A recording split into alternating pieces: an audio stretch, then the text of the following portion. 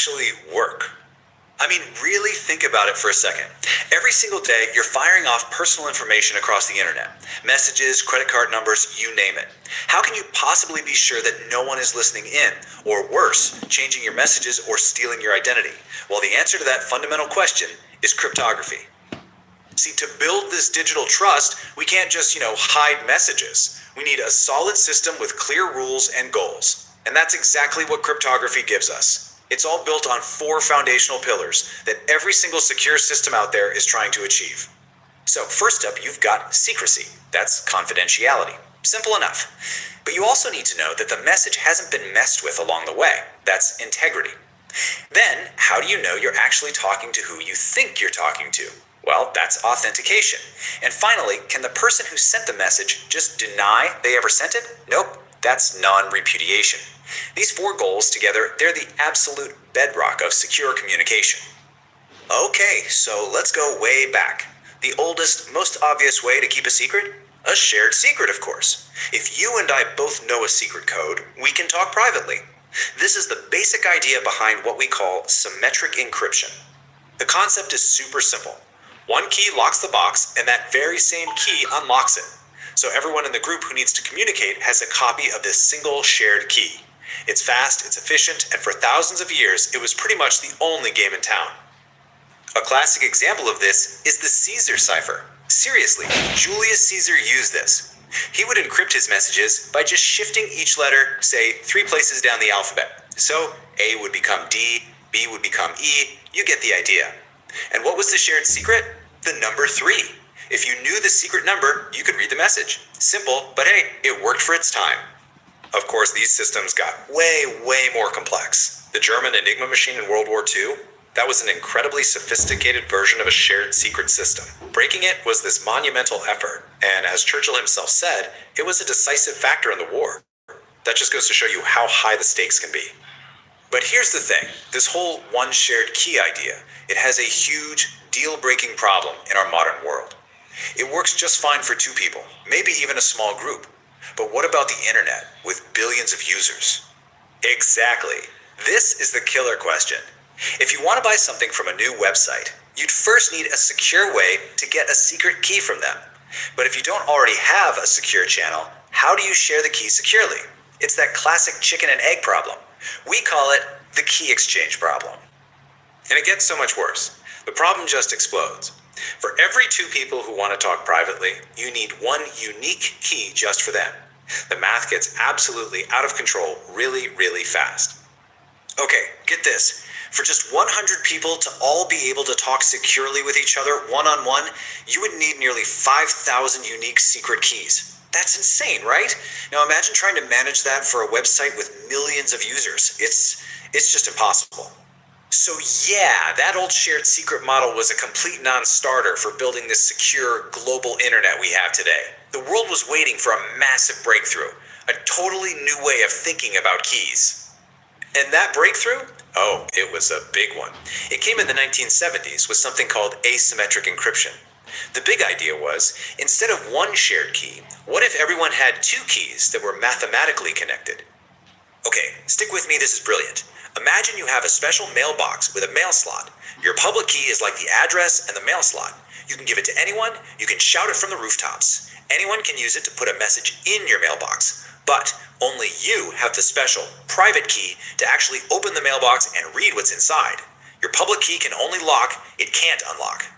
And this right here is the crucial difference. Symmetric is fast, yeah, but that key exchange problem makes it a no-go for the internet.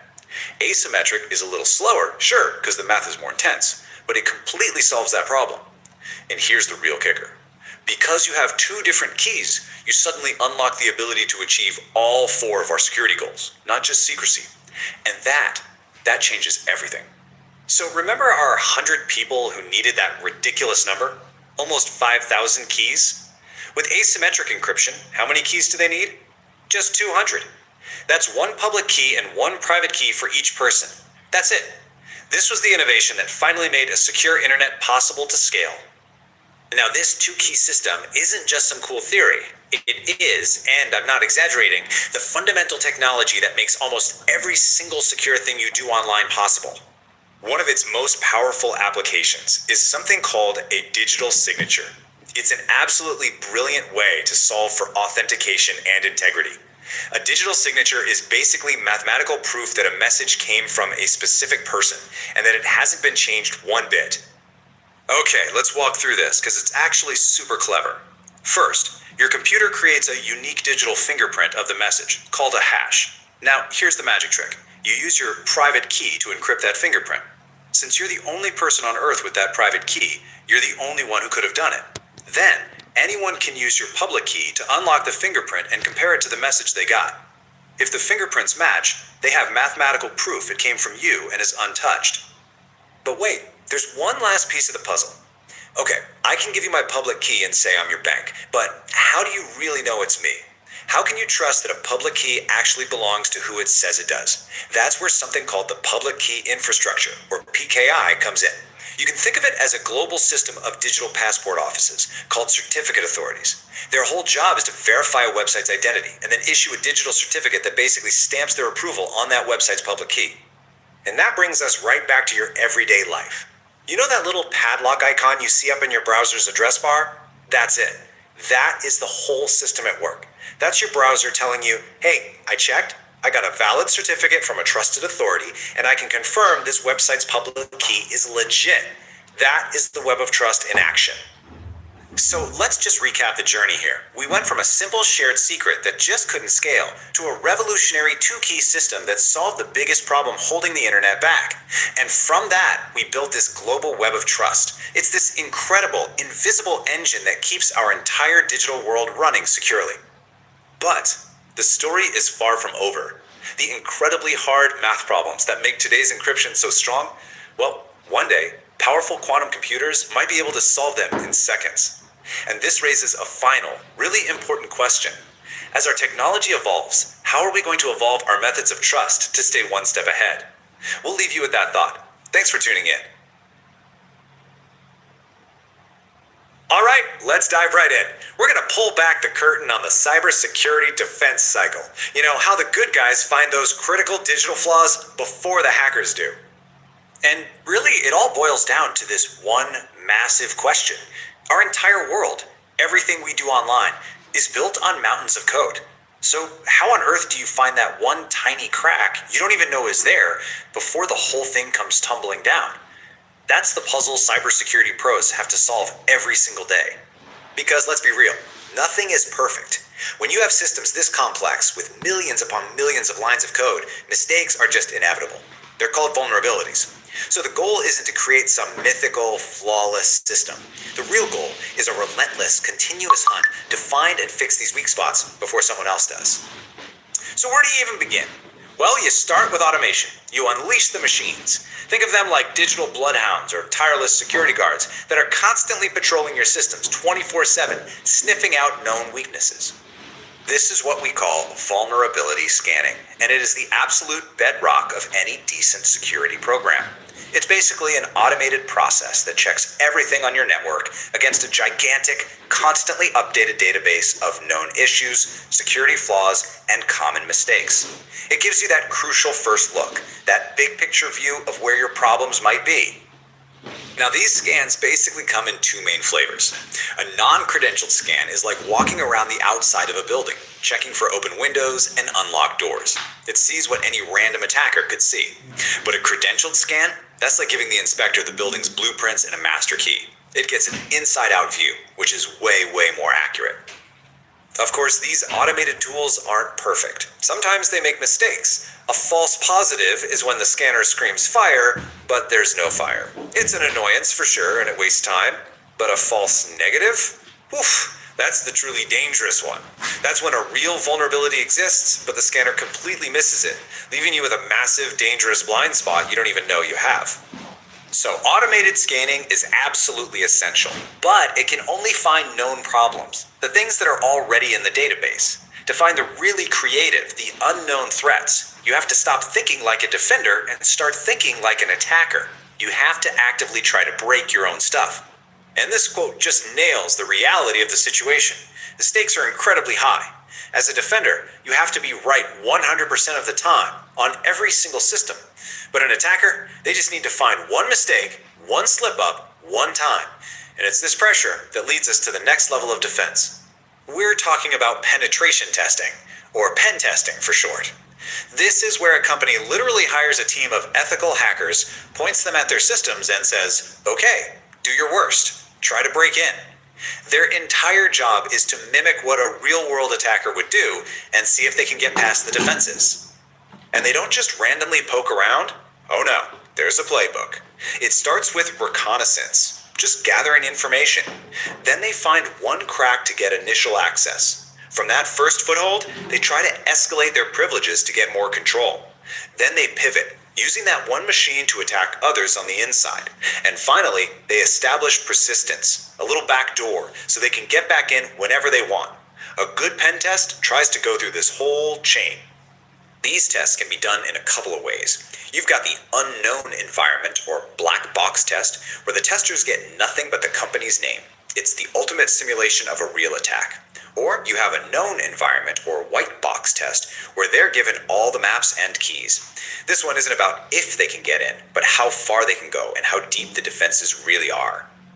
Okay, so your scans and your pen tests have just dumped a huge list of vulnerabilities on your desk. Now what? You can't possibly fix everything at once. You have to triage. So how do defenders decide which of these digital fires to put out first? Well, they use a standardized system that's called the Common Vulnerability Scoring System, or CVSS. Think of it as a universal language for risk. It takes all the guesswork out of it and gives every single vulnerability a straightforward score from 0 to 10. So how's that score built? Well, it looks at a bunch of different factors. Let's just take one, the attack factor. You can see that if an attacker has to physically touch a device, the score is super low. But if they can exploit it over the network from anywhere in the world, that gets the highest score, because the threat could come from literally anywhere. So the system takes the attack vector and a bunch of other metrics, crunches the numbers, and bam, it spits out a final score. In this example, we've landed on a 7.5. But what does that number actually mean? It means this. That 7.5 score falls squarely into the high severity category. It's no longer just a number, it's a priority level. It's a clear signal to the security team that this isn't something to put on the back burner. This needs to be fixed, and it needs to be fixed now. And this is where you start to see how all these pieces, the scanning, the pen testing, the scoring, they're not just separate tasks. They all fit together into a continuous, never-ending cycle. It's a loop of identify, analyze, fix, and then do it all over again. This is what the pros call the vulnerability management lifecycle. You start with identification, finding the problem. Then you analyze it using CVSS to see how bad it is. Then comes remediation, the actual fix. But you're not done. You have to have validation. You rescan to make absolutely sure the hole is plugged. Finally, you have reporting. And the moment that report is sent, you're right back at step one. It just keeps going. And that right there is probably the single most important thing to understand about all of this. Good cybersecurity isn't a state you achieve one day. It's not a finish line you cross. It is a relentless, ongoing process. A constant state of vigilance, improvement, and preparing for whatever comes next. So I'll just leave you with this to think about. If the work is never truly done, if the cycle just repeats forever, and the threats are always changing, what does it actually mean to be secure? It's a heck of a question, and it really gets to the heart of what this whole battle is all about. Cybersecurity. You know, the word itself can sound kind of complicated, right? Like it's something just for elite hackers in dark rooms. But what if I told you that this entire massive field is actually built on 3 really simple goals? In the next few minutes, we're going to pull back the curtain and break down the foundational framework that every single security pro uses. It's going to give you a whole new way to look at our digital world. So what are these 3 core objectives? It's a simple question, but the answer is incredibly powerful. Because if you can get your head around this, you'll understand everything else that follows, from the threats we face to the tools we use to fight back. So here's our game plan. First, we're going to define the mission. Then, we'll meet the enemy, the core threats that are trying to tear it all down. After that, we'll open up the security toolkit and see what our arsenal looks like. And finally, we'll put it all together to see how we actually protect the information itself. All right, let's dive into part one, the core mission. Every single security program, I don't care how big or small, is built on this really powerful model known as the CIA triad. And no, not that CIA. This one stands for confidentiality, integrity, and availability. First up is confidentiality. The easiest way to think about this is like a sealed private letter. The goal is simple. Make sure only the person it's addressed to can open it and read what's inside. In the digital world, this is where stuff like encryption and firewalls come in. They're basically the digital lock and the sealed envelope that keep your data a secret. Next, we have integrity. So let's go back to our letter. Integrity is all about making sure that the message inside that envelope hasn't been changed along the way. In cybersecurity, this means guaranteeing that the data you're looking at today is the exact same data that was created yesterday, completely untouched by hackers or even just random system glitches. And the final piece of this triad is availability. I mean, what good is our perfectly sealed, totally unaltered letter if the entire postal service shuts down and you can't even get it?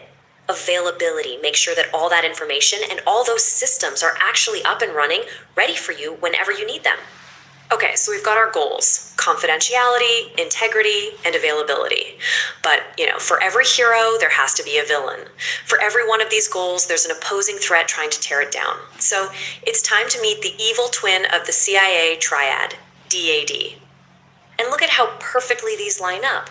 They're mirror images of each other. Disclosure is the direct attack on confidentiality. Alteration is the enemy of integrity. And denial is the assault on availability. This constant push and pull, this battle of CIA versus DAD, well, that is the core conflict of all cybersecurity. And when those threats succeed, when there's a breach, wow, the fallout is massive. We're not just talking about stolen data. A breach can mean huge financial losses, a reputation that took decades to build being destroyed overnight, and your day-to-day operations just grinding to a complete halt. It is a disaster on every single front. So, how in the world do we fight back? Well, that leads us to our security toolkit. The weapons we use in this fight are called security controls. These are all the specific tools, policies, and procedures we design to defend the CIA triad. Now, to make sense of this huge arsenal, we basically organize controls in two ways. Think of it like organizing a toolbox, right? The category tells you what the tool is. Is it a hammer or a wrench? Is it software or a policy? And the type tells you what you're trying to do with it. Are you building something or are you trying to stop something from falling apart? The categories are pretty straightforward. You've got technical controls, that's the actual tech, firewalls, encryption software. Then there are operational controls, which are the processes people have to follow, and these are just as critical. Managerial controls are the big picture strategy and planning. And finally, you have physical controls, the stuff you can actually touch, like locks, fences, and security cameras. Then we have the purpose of the Log in with Google. The app you're on, that's the service provider, doesn't actually see your password. Instead, it sends you over to Google, your identity provider. You prove you're you to Google, and then Google sends a secure little message, a token, back to the app that says, yep, they're verified. The app trusts Google, it accepts the token, and boom, you're in. This system of trust between different services, that's called federation. Creating an account is just the very beginning. pieces everything together to see the big picture of an attack. And finally, we have the network guards posted right on the endpoint itself. A host intrusion detection system, a HIDS, is like your watchtower. It sees suspicious network traffic coming in and it sounds the alarm. But a host intrusion prevention system, a HIPS, that's the gatekeeper. It doesn't just see the threat, it can actively drop the gate and block it before it ever gets inside. But here's the thing, just posting guards isn't enough. You also have to fortify the actual structure of the fortress itself. And that means reducing the number of potential ways an attacker could even try to get in. This process is called hardening. It's all about systematically going through and changing a system's settings to shrink its attack surface. That's all the different points where an attacker could potentially launch an attack. The goal here is pretty simple. Make your system a much more difficult target. So what's the crucial point here? It's that you have to systematically lock the system down. And this includes all the vital stuff, like changing default passwords. Please change the default passwords. Disabling any network services you don't absolutely need, and getting rid of unnecessary software. It's all about shrinking that attack surface. And this slide is a perfect example of what I'm talking about. Just having a few of these services open to the network can create huge, gaping vulnerabilities. A core part of hardening is disabling the insecure stuff, like unencrypted web traffic on port 80, and making sure you're using secure encrypted alternatives, like HTTPS on 443. So our main fortress is getting pretty secure. But the kingdom, well, it extends far beyond the main castle walls. It includes countless specialized outposts, devices that aren't traditional computers, and frankly, require completely unique defensive strategies. I mean, we're talking about everything these days, from the industrial systems that run our power plants and factories to the smart meters on our homes, even medical devices like pacemakers and insulin pumps. Guess what? They're all endpoints too. And if you think this is some theoretical risk, let me tell you it is not. Back in 2018, a fitness app published this global heat map of where its users were running and working out. The problem? Soldiers were using the app, and the data publicly revealed the exact layouts of sensitive military bases and even patrol routes. It is a perfect, chilling example of how a seemingly harmless device can create a massive security risk. You see, securing these specialized systems is incredibly difficult. They often have very little processing power, they might not even have a way to receive security patches, and many of them operate on an implied trust model, which basically means if you can physically get to it, you're authorized to control it. This forces us to use totally different strategies, like completely isolating them on their own protected networks. All right, final chapter. What happens when the fortress is no longer needed? Believe it or not, a secure end-of-life process is just as critical to protecting your data as its initial setup ever was. You see, every single device follows a life cycle, from the day you buy it to the day you get rid of it. And security has to be a major consideration at every single stage, but it is especially crucial at the very end, during that disposal and decommissioning phase. This is called data sanitization. It's the process of making absolutely sure that sensitive information doesn't just walk out the door on an old hard drive. This can mean using special software to securely wipe the data, or in high security cases, physically shredding, pulverizing, or even incinerating the storage media itself. And this really brings us to our final thought.